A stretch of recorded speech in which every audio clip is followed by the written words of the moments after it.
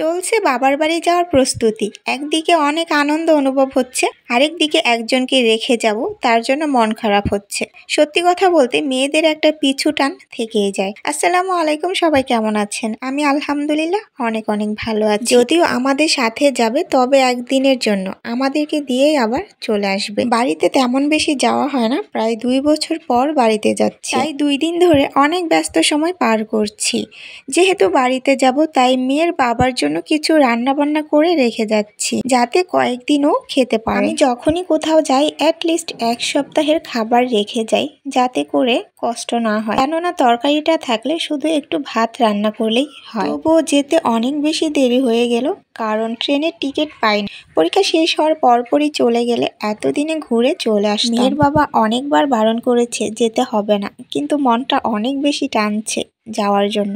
জানি না কেন এমন হচ্ছে। কোথাও যাওয়ার সময় অনেক বেশি কাজ থাকে, যেগুলো গুছিয়ে যেতে হয়। আবার ঘুরে আসার পরও কিন্তু অনেক বেশি কাজ থাকে, যেগুলো করতে করতে গোছাতে পরিষ্কার করতে আবার 2 দিন লেগে যায়। আজকে 4 দিন ধরে কাপড় ধোয়া হচ্ছে, তবুও আমার কাপড় ধোয়া শেষই হচ্ছে না। আর বাসার এখানে সেখানে মনে হচ্ছে এগুলো কিছু একটা করতে হবে। এইভাবে দেখা যায় অনেক সময় পার করছি। আর একটা কথা শেয়ার করব, সেটা হলো বাবার বাড়ি এবং শ্বশুর বাড়ি কাছাকাছি হলে বেশি ভালো হয়। বাবার বাড়ি যেতে বারণ করলেও শ্বশুর বাড়ি যেতে কিন্তু কখনোই বারণ করে না। এক বাড়িতে গেলে 2 বাড়িতেই বেড়ানো হয়ে যায়। সেই জিনিসটা এখন রিয়ালাইজ করি, কোথায় ময়মনসিংহ আর কোথায় বরিশাল। আমি কখনোই একসাথে 2 বাড়িতে বেড়াতে পারি না। যখন শ্বশুর বাড়ি যাই শুধুই শ্বশুর বাড়ি, যখন ময়মনসিংহ যাই শুধুই ময়মনসিংহ। আর এদিকে আমি কি কাপড় গোছাবো? আমার বুড়িটাই একাই 100।